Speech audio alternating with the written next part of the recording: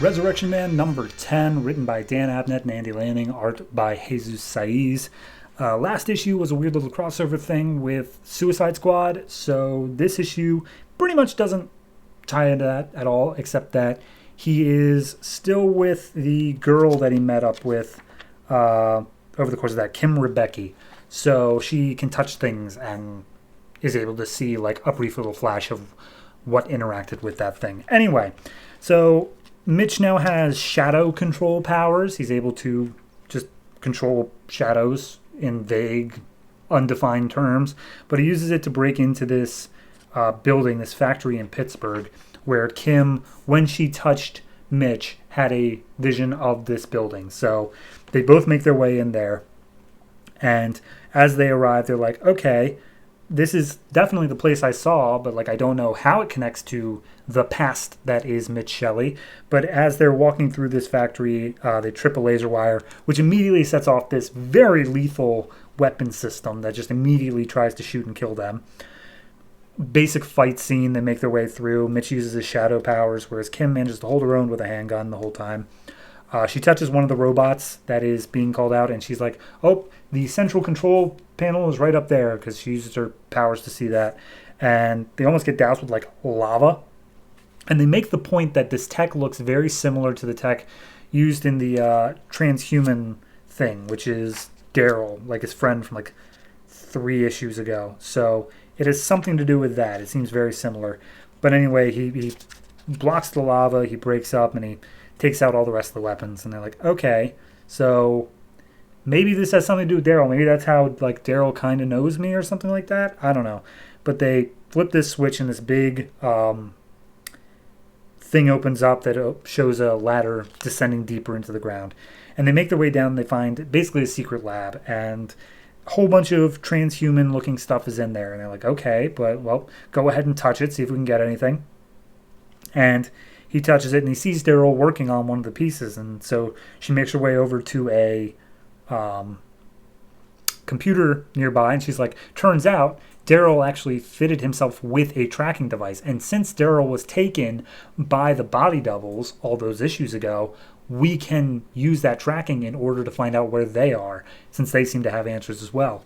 So they pull up the tracking thing and they're just getting it downloaded. But before the download can commence, they're interrupted by Suriel and a group of other angels who all are there to kill. And Kim is immediately like, are those like actual literal angels? Should we be fighting them? And he's like, don't worry about it. I'll take care of it. You focus on the download. Stay safe. So she's working on download. He's trying to fight with the shadow powers. They fire off they got swords and axes and literal guns. And they are trying everything just to take in Mitch. But like Suriel's like, no, don't kill him. If we kill him, this is how everything happened in the first place. It's how we lost him. Like, just bring him in, for God's sakes. And the fight's going pretty well. Kim manages to jump into a power loader and beat up a couple angels. And she's like, am I going to hell? Did I kill an angel? Am I going to hell? And she's like, and then Mitch jumps in and is like, good job, you banished that angel. And she's like, oh, banish, that's a much better term. I like that more than kill. So fight's going on, and eventually they seem to have Mitch surrounded.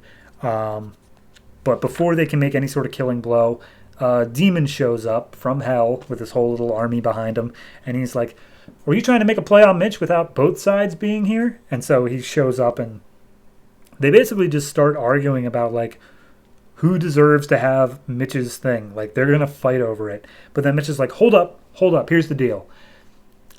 You know I can still like fight, and I will fight both of you if I have to, but give me 1 week. You give me 1 week to find the answers about my past, and I will willingly go with whoever is the first person to claim my soul after that week. And the hell person's like, you want to cause more chaos here on Earth for a whole week? I'm totally down. And the Suriel's like, no, you're not in a position to negotiate here.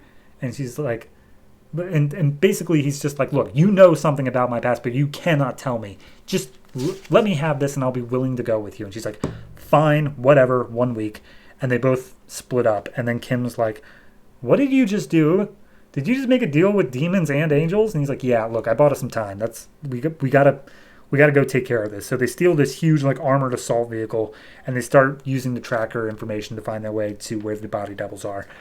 And that's it. That's just where it lets off, is they're on their way. So It's good. It's still solid. Resurrection Man's still going great. I'm not sure if I really like the Suicide Squad thing was so not a thing here. It's playing out more in Suicide Squad, but it's not a thing here, and it's kind of disappointing that not more came from that. Of like, yes, we know that the Body Doubles group was kind of battling with the Suicide Squad group of Task Force X and Amanda Waller, but it's still very opaque as to what that was. We're getting more of the Heaven and Hell stuff though, which I am always more for. And I do feel like we are getting to the end here where we are, because he's put a time limit on it. He's like, this story will be done in a week. I'm sure he'll somehow get out of it, but this particular story with him getting the answers will be done in a week. So interested to see how it turns out. Overall, I'm going to give this issue I give it a 7. Just a flat 7. The only thing keeping me from 7.5 is that I don't know, it was, strangely enough, I would normally not critique this. It feels a bit too heavy on the fight scenes, in that this is one of those books, like, I really do like just the story and the characters, and the fact that, like, oh, he has to fight the angels, and oh, he has to fight the robots, and oh, he has to do this thing, like, whatever. I genuinely want to know where he came from. I like the stories where we were just going about that and learning that stuff. So a little bit iffy on that there are two separate, pretty decently long fight scenes. We don't get a lot of answers in this issue, but 7's still respectable, so looking forward to seeing how the rest of this plays out.